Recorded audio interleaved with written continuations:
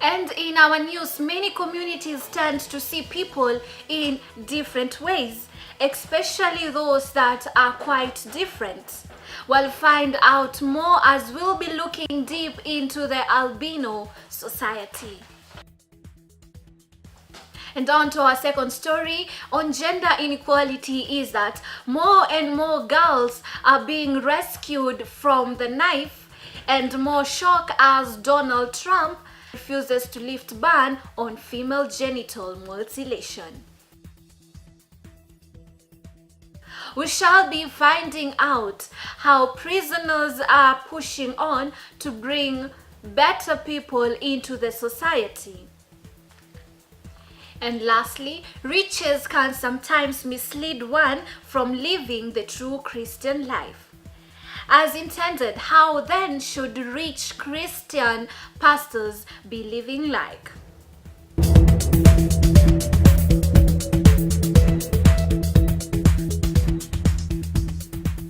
It is the year 2019 and a warm welcome to all viewers from within Kenya and around the world. We are with you for the next few minutes as we bring you in-depth news analysis. Thanks for joining us. My social media handle is at Facebook, is at Mercy Ahmed, at Twitter is Ahmed Soni. Feel free to engage yourselves in our tonight's bulletin that is on Facebook. You shall find us at Eyewitness, and on Twitter we shall be found at I_witness. Many communities tend to see other people that are not of their own as different, and they develop certain beliefs against them. While albinism has become an issue, especially in countries such as Tanzania, where some albinos have been killed, as some believe their body parts are cure to some of the chronic diseases that do affect us as Africans, such as HIV. Since November 2014, the number of reported crimes against people with albinism have happened in Malawi as 148 cases, including 14 murders and 7 attempts, have been reported. Our correspondent Laura Nell has more on that. Thank you very much, Mercy. I'm coming to you live from Machakos County, where I have been able to speak to some of the residents living within this area, and they have been able to tell me that the albinos are living in such a deplorable state and they have been left by their relatives, and this is very sad. Well, in Africa, there have been a lot of cases of mutilation, Mercy, that have happened, and Tanzania, just our neighbor, has the highest number of mutilation of albinos. But we can be able to say, before we reach such a situation of Tanzania, the government should enter into the issue and be able to protect the albinos from this mutilation, because it just starts from them living a deplorable state to them now being mutilated for other reason. So the societies that have been made, they have been urged by the citizen, or rather the residents of this area, to come into the issue and be able to help. The only plea that the people of this area have is that the government will be able to hear and come to their rescue. Thank you very much, Mercy. Back to you in studio. I view my view about albinism is a condition, and the killings that are happening all over the country, all Africa even, that you feel a person's body is worth money, is not fair to humankind. You cannot take someone's life because of their genetics. And my view about albinism is each and every person should be aware that someone's condition is not a disability. Thank you. Albinism. Mazee malbino mimi naona nikaa tu wase wengine kaa sisi. Nikaa useme mzungu Kenya. Wewe mzungu akikuja Kenya utasema huu ni mwalbino. Utamuoa juu ni mzungu. Mimi malbino mimi nasema tu nikaa wase kaa sisi wako na feelings. Nikaa tu wewe. They are fellow human beings. Albino hakuna kitu naweza ongezea, naweza sema tu ni humans. Now let's take a keen look at Mr. Masindano, who is a cultural lecturer at Daystar University, as well as Miss Odima, who is a human rights activist, had to say on the matter of albinism. Well, my understanding and scientifically speaking, based on information, that is actually what you would actually refer to as a myth that people hold. But I think the truth is that people living with albinism are normal human beings. I am not in support of the view that they can actually be medicinal in any way.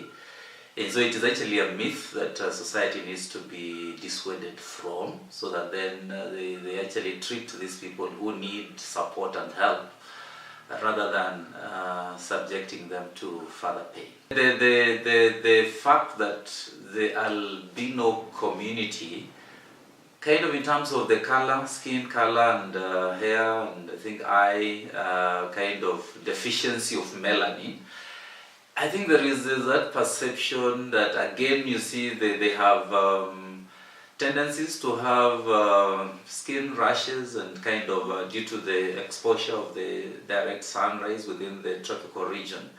And so there's some perception that they are lesser of human beings and they actually struggle to survive within the tropical region.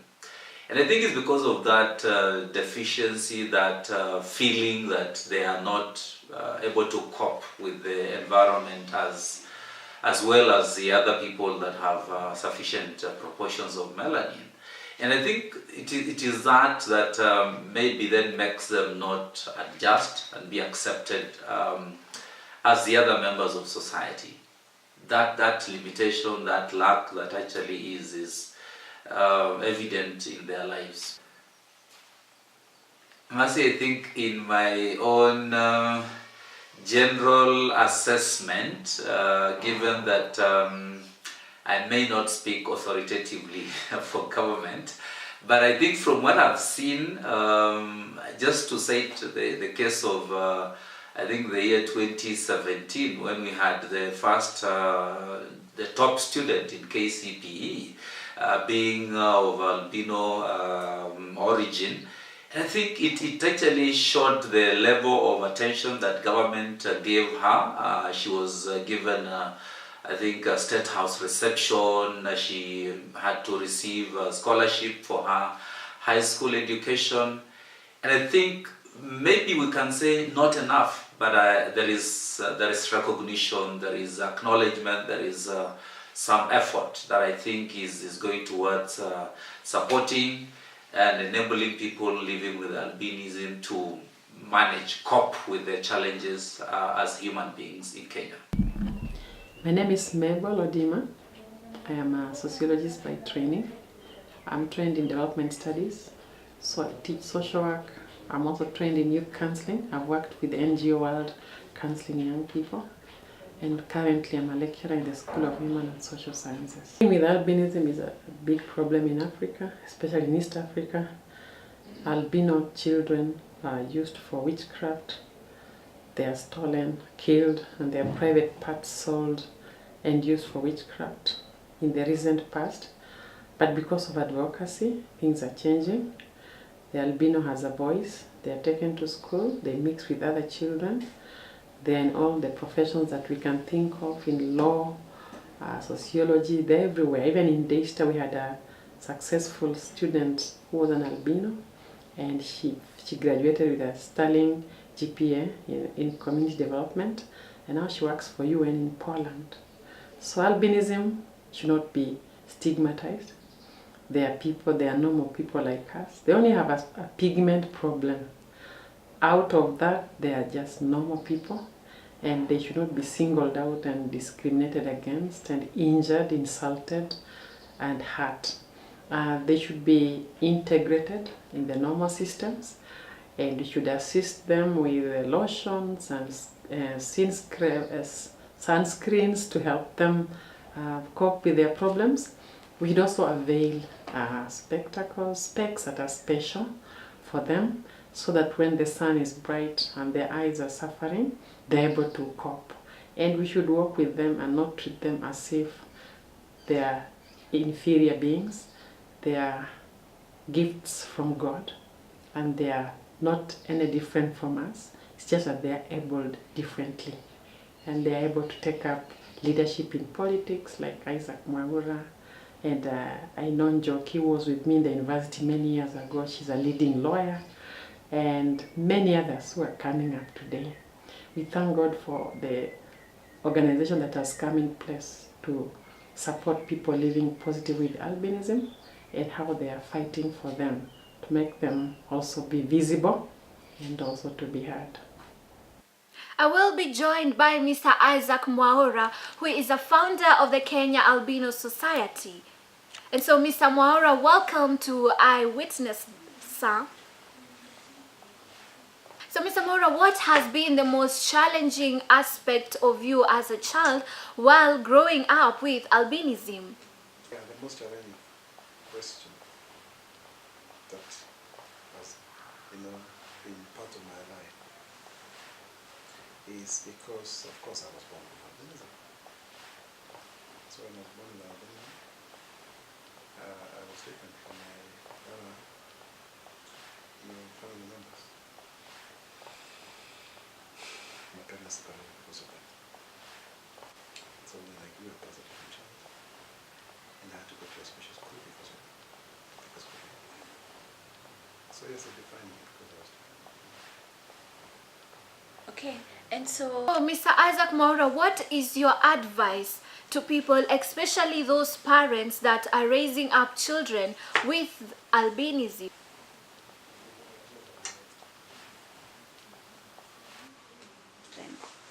Yeah, they need to first accept them and to know that they're both who contributed to have this kid. This idea of thinking that it's only mothers alone is really not right. The recessive genes that we inherit are from both 50% mother and 50% father. So they should first accept that nobody should be told that they were unfaithful and these genes don't belong to family. Number two is that they may be able to take them to school, allow them. They provide for sunscreen lotion, protective clothing, and eye care services. Screen glasses are a must. And then, of course, making sure that they are able to sit in front of the class and that they can play with any other, and they should not be hidden. They should be accepted in the society. Well, thank you so much, Mr. Isaac Mwaura, for joining me at Eyewitness, and continue on with the good work. Trump has and his counterpart Barr been able to refuse and support the ban on female genital mutilation. This is ironical as many organizations have worked hand in hand to end FGM, especially in parts of Africa such as Kenya, which is the most affected. Do join our conversation on Twitter on Eyewitness News and Facebook, that is on Eyewitness. Well, our reporter Charlene Kemunto has more on this issue. Well, Mercy, right now I have seen some of the human rights activists. They are here to teach the girls that FGM is a bad thing. And also I have seen some policemen around. They are here to arrest the people who have been involved in the cut, and also they are here to ensure that they rescue some of the girls who are yet to be involved in this cut. Back to you live in studio, Charlene Kemunto. Okay, me support FGM because inalink to so many problems, like so inafanya msichana na bleed a lot, alafu ina make msichana na kwa so much prone to infections, like some of the infections like STDI, alafu na brain too much, which is a link to death. Kulingana na mimi, sioni kama wasichana wanafaa kuwa circumcised because kuna risks mob involved. Anaweza poteza damu wakati wa circumcision. Tena look awkward, hiyo ni kitu imepitwa na wakati. Na kuna maugonjwa bado yako involved na kukatwa kwa mwanamke. Mwanamke ako kwa riski kubwa kupatwa na hizo magonjwa zingine zinaweza patikana kupitia kukatwa ama vitu kama hizo. And I can see there's so many comments streaming in, and in Twitter I have Charity Muya who says women are suffering from the issue. It is time to have it stopped so immediately as many women are destroyed by this act. So thank you so much, Charity Muya, for that comment. And now we shall hear from two human rights activists, that is Sonyanga, who will be talking about female genital mutilation, and then later on we shall take a keen here at Sophia Antonia, who is also from a UK citizen but is currently working here in Kenya dealing with human rights activists. My name is Sonyanga Olengais, and I'm the captain of the Maasai Cricket Warriors and the founder of Maasai Cricket Ladies. In Maasai Cricket Ladies, we actually play cricket at the same time with the Maasai Cricket Warriors. We play cricket and we use it as a tool to spread messages of empowerment in our society. I'm actually from a male-dominated society, meaning men are termed as superior than women. So we're actually trying to use the power of sport as a uniting tool and also as a vehicle to bring together our society, and also use it as a way to fight against the retrogressive part of the culture, that is female genital mutilation, early marriages, which is actually prevalent to most of our African cultures. So through that, we have actually traveled the world, so many countries like UK many times, Australia, South Africa, and some of the local countries. And we've partnered with so many NGOs that works alongside the things that we work with, and that actually has helped us to get our messages out there, and we are known in so many places. And now for us, what's so unique is the fact that we actually play cricket dressed in our traditional clothes, the Maasai attire, and through that we get to tell the world that we don't actually have to put on the modern clothing for us to get our messages out there. We can send messages to the rest of the world while dressed in our own African style, and that's what we do in Maasai Cricket Warriors. And with the development of technology, I personally use the media and the fact that I'm a communication student, and at the same time I work with the cricket, and I use that as a platform to get the messages and what we do in our day-to-day lives, to outside, maybe to social media, Facebook, Instagram, YouTube, and I have a YouTube channel. You can check it on This is Sonyanga, and that's where I put things that I do in my day-to-day lives. Otherwise, we all need to come together and put an end to such retrogressive activities, and so that everyone can live equally in our societies. Thank you, Masi. Yes, I have been in Kenya for the last 8 years, and I basically work as an anti-FGM activist.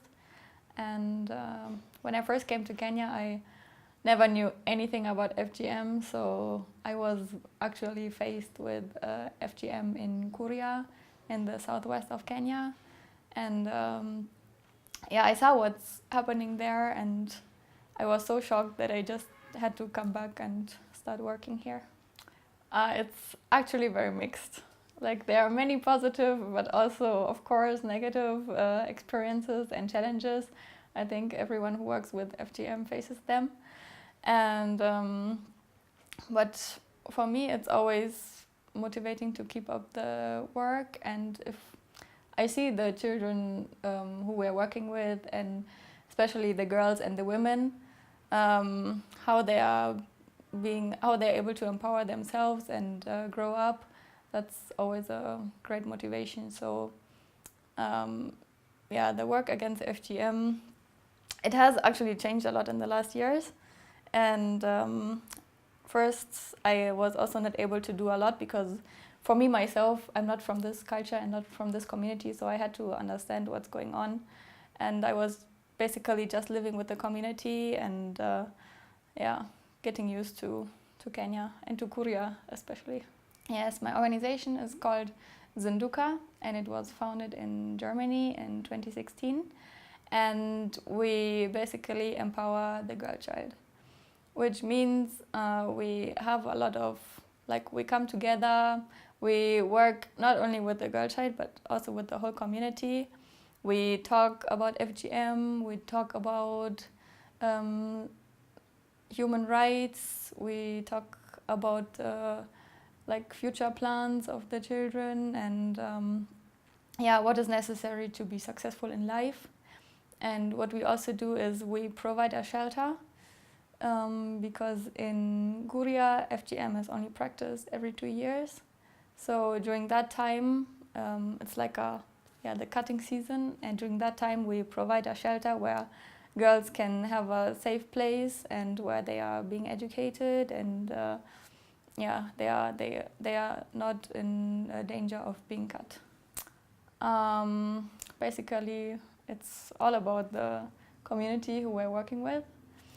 I think that's the major part. Like the people who are like being helped and especially like mainly empowering themselves. And yeah, this is the main part. And also, of course, there are many people also in Germany where I come from who are interested in the work and who are supporting the work. And yeah, so it's a very wide community and very international. Yeah, I learned Swahili, and I'm not yet very well in Kikuria, but I'm trying. Thank you, Masi. And now we are joined live by our analyst, that is Jeremiah Kipainoi. So Mr. Jeremiah Kipainoi, thank you and welcome to Eyewitness. So Mr. Jeremiah, what has been your experience working as a human rights activist? Thank you very much, Marcy. It's a pleasure being here with you today. All right, my background is communication, electronic media, and I ventured into the anti-FGM campaign when I realized that there are people who are suffering and I could do something through the skills that I have through communication. And so my experience has been quite vast in terms of interacting with people from different communities and people having different practices through which they have grown in and have basically had their roots deeply rooted in. So I've been able to work with people who are running organizations, people who are also running campaigns. I've also been able to work with communities, men, women, even the survivors, boys. And so the experience that I've had basically in the anti-FGM campaign is very broad. And sometimes I am on the coverage part, and sometimes I am on the engagement part. And so I have the experience of dealing with or maybe interacting with community members as they sit as a whole in groups, and also intimate moments as I give interviews to them speaking to me and telling me the specific experiences they've had as individuals. And so early this year, Mr. Natembeyi came up with a rule that girls should be checked if they have faced the knife or if they're pregnant. What is your take on this matter? FGM is deeply ingrained in my community. I come from the Maasai community. And it is something that I have seen affecting people, not just in terms of health, in terms of opportunities, but also it is a life-threatening thing. I have interacted with families that have lost children, that have lost even adults, because there are communities that also practice FGM on adults. So I have seen people lose their lives. I have seen children not going to school because they are just being kept ready for marriage, and it's preceded by FGM. I have also seen people basically looking at children as commodities, because once they get through this rite of passage or this practice, FGM, then they are now bridged to marriage. And so through this ceremony, which they value very much, they are graduated to another level, which is marriage. And so why I am doing this and why I find it is very important is that I am passionate about life, and I also believe that everyone must be able to achieve what they really have to in their whole life. Because if you are given out as a young child, basically 9 to 13 years old, for example, or even just under 18, what else can you do? Your husband is an old man, all right? So if we say that we will end FGM, it also trickles down to child marriage, because FGM precedes child marriage. So it's not just specifically FGM, it also includes other practices that are in the chain, which FGM is included. So thank you so much, Mr. Jeremiah Kipainoi, for joining me on Eyewitness, and may God bless you. Coming right up after, we shall be discussing on prisons and corrections. Do stay tuned.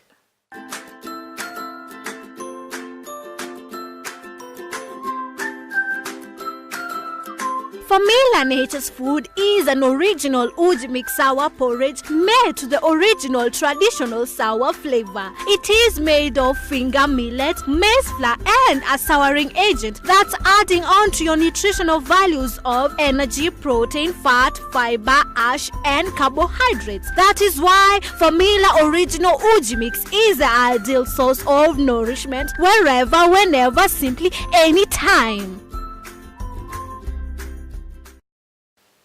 And moving on to our third developing story.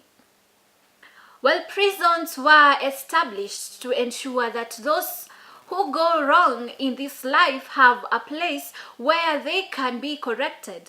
And it is here where they have built families, friends, and a home where they help each other and one another in becoming better through sharing of experiences. Our reporter Ken Kimani has more on this. Na tafadhali tueleze majina yako. Kwa majina naitwa Francis Gitonga. Naam Francis, je, unadhani kuwa kuweka uhalifu gerezani inawasaidia kwa lolote? Ndio, kwanza ni ngori sana kukaa nasi hawa huku nje, like most of them ni wale wasio wabaya. Keeping them inside itakuwa inawasaidia wananchi kutoroka uhalifu na kupunguza the rate at which fight with na cause crimes na kuua watu. Another thing ni them being inside there haiwasaidii kwa sababu wengine wao maybe wana talanta mbalimbali, wengine wao ni footballers, wengine wao ni musicians, na there is a way that we can do this better kuliko kuwaweka pale gerezani. Asante sana kwa muda. Could you please tell us your name? My name is Itesi. Well, Itesi, do you think that it's right for prisoners to be kept in prison? Is it doing any good for them? Yeah, I think it's right because it makes them straight when they go to prison. So when they come back, they are fresh. They are not willing to do whatever they did to take them back to prison. Well, thank you so much for your comments. Welcome. Thank you so much, Mercy, from our Eyewitness Studios. I'm coming to you live from Ruiru prisons. A lot can be said about prisoners, but let's not forget that they are here to be able to rectify themselves and become better citizens. Here at Ruiru prisons, the prisoners are engaging themselves in different tasks that mold them to become better people in the future. Well, a lot can be said about these people, but there's a lot of hope and expectations that they are going to become better citizens once they're out of here. That's all from here at Ruiru prisons. Back to you, Mercy in studio. My name is Kennedy Kimani. So thank you so much, Ken Kimani, for that information. Well, here I'm joined live by Reverend Kirogo, who is a chaplaincy. So Mr. Reverend Kirogo, welcome to Eyewitness. So what was your first encounter, or rather introduction into the prisons, Mr. Reverend Kirogo? The first introduction to the prison services was in 1981 when I was posted to Kitui. For 3 years, I used to visit the prison in Kitui. I resumed after retirement 7 years ago.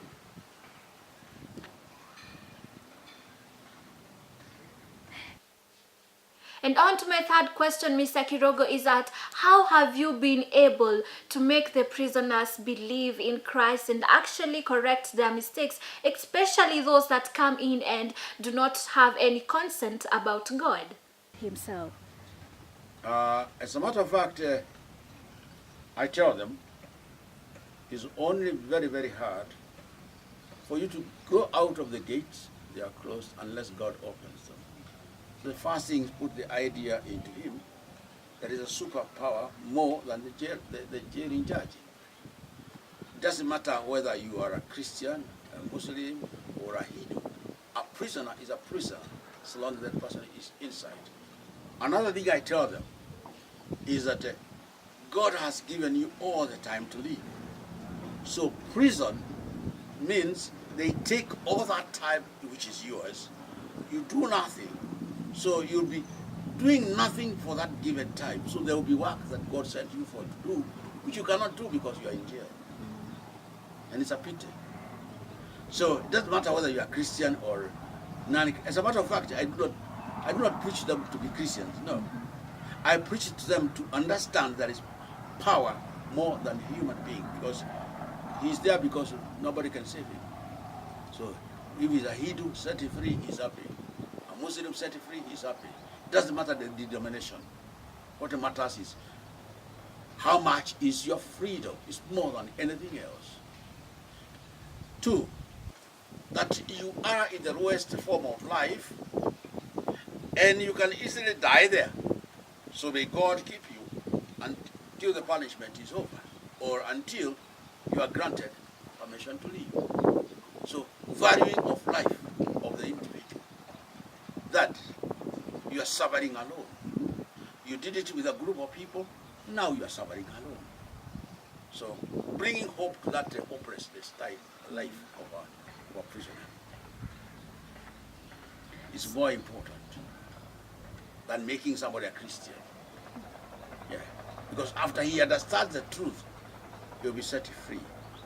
To crown the question so that you understand it better, St. Luke's Gospel chapter 15, it's a son who was lost.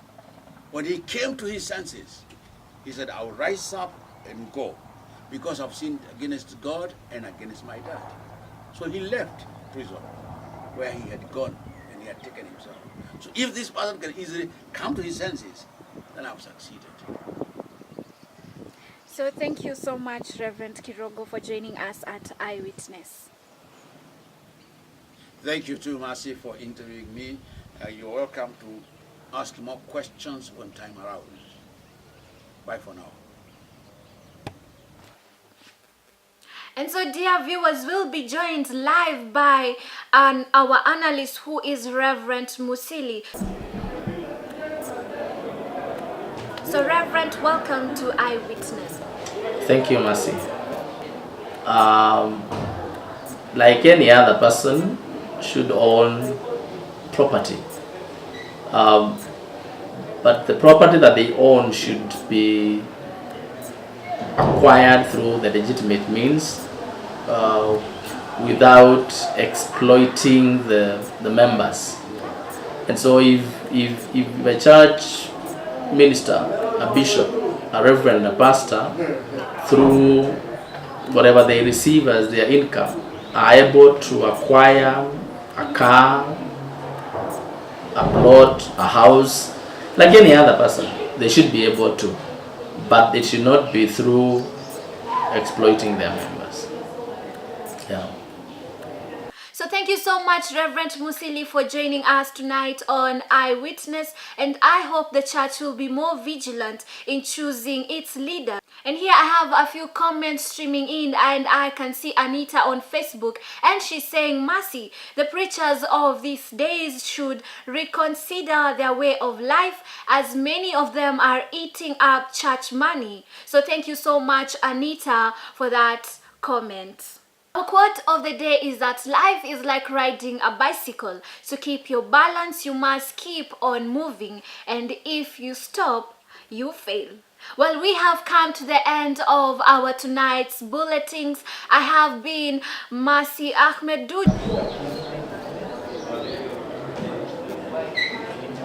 Okay, so Reverend Musili, welcome to Eyewitness. Thank you, Mercy. So on to my first question. Reverend, would you kindly explain to our viewers to what extent of ownership in terms of properties should pastors and bishops extend to?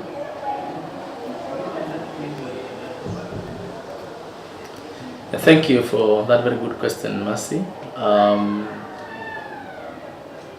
Reverends and bishops and pastors,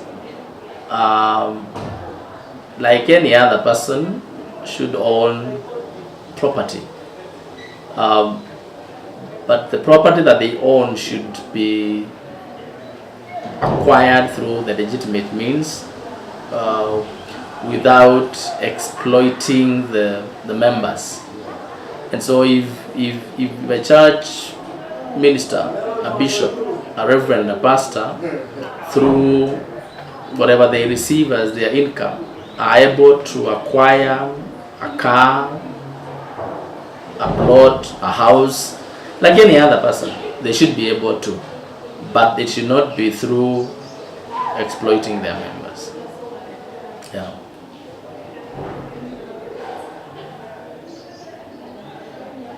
And so on to my next question, Reverend.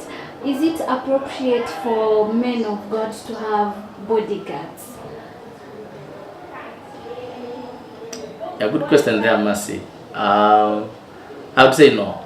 I will not, unless someone is ministering in a very insecure environment, which I don't think whether we have any in this country. I would say no.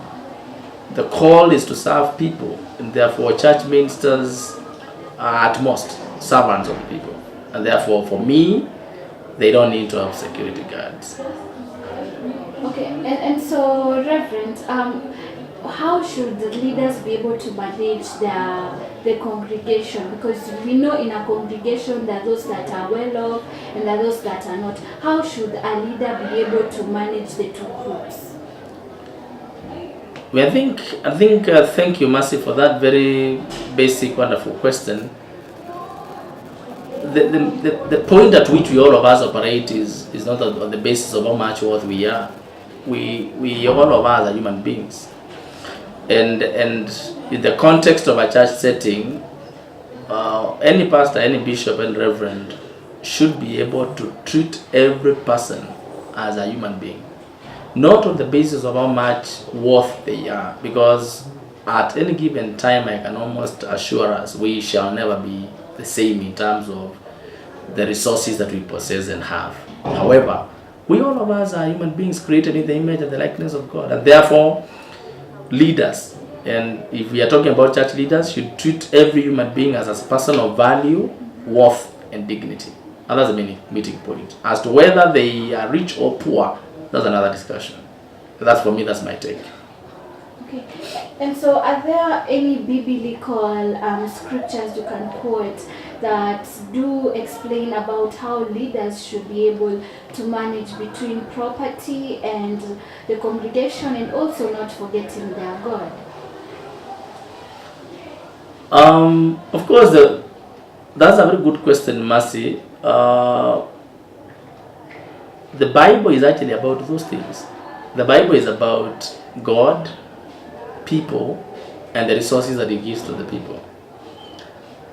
All of us, our starting point is the earth and the fullness in it belongs to God. So whether we have a lot of resources under our care or little resources, bottom line, they don't belong to us. We're just but stewards. And therefore, for God, the most important resource He has is human beings. That's why He actually was willing to go out of His way to have His Son, the only begotten Son, to die for us, because He values people. Then He blesses human beings with the resources to make their life comfortable and easy to live. But there is no given point in time that church leaders should struggle between people and resources. Human beings are what God is interested in. Every other thing that He created was outside Him except the human being. the Bible says he breathed his life into the nostrils of the man that he created. And therefore, the Bible is actually about how to relate with God and human beings, and also the resources that He's given us. That's what I would summarize the Bible. Because anyone who knows how to relate with God will be able to relate with the other fellow being, and then we will not struggle to place where resources and property belongs. So there are so many biblical verses. The Bible even talks about money in so many verses, probably even more than faith and love, because money is part of the resource that God gives, and He wants us to relate well with what He's given us. And so, Reverend, as we are winding up, we have seen of late that there are so many churches that are breaking, and members, there is a lot of conflict going on. Can we name the resources and actually money as part of the source of why church members and even churches are breaking today?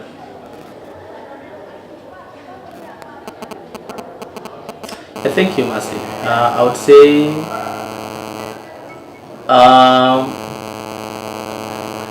there are only two causes of conflicts in most of the churches, here and even in very many other parts of the world. And one is leadership, and the second is resources.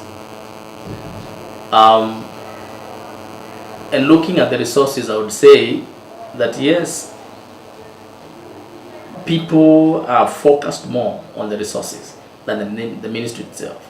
And actually, it is very unfortunate that in this country that ministry is treated as a business enterprise, where people start ministries not to win souls for Christ, but to gain money and grow wealthy and become rich.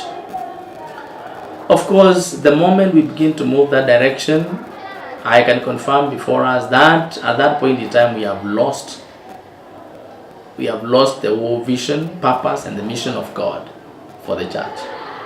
Because from time immemorial, even in the Old Testament, when God was calling priests, prophets, and the kings, the place of the prophets and the priests had nothing to do with the resources.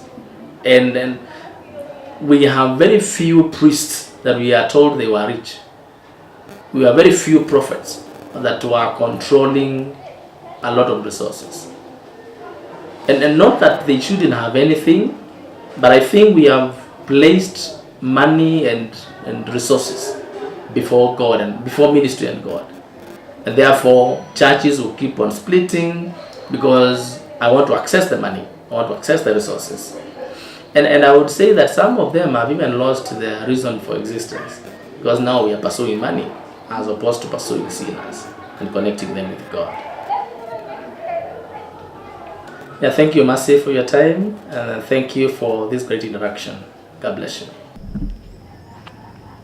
Thank you so much, Mercy, and I'm coming live to you from Nairobi County, and these are some of the comments I have received from the citizen about the pastors who are living a very luxurious lives, and this has caused a lot of lack of trust from the citizen, from the church members, and it has caused a lot of issues, and people now don't trust pastors anymore, and it is really disturbing church members.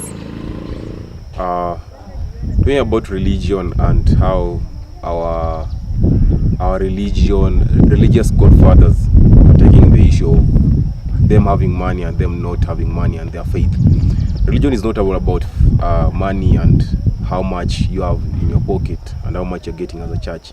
It's all about your inner faith and also what you're preaching. You cannot preach water and you're drinking wine. So basically, religion, it doesn't matter how much you're having, how much you're not having. It's all about the faith you have and the belief you have in Christ and also what you're preaching. Yeah.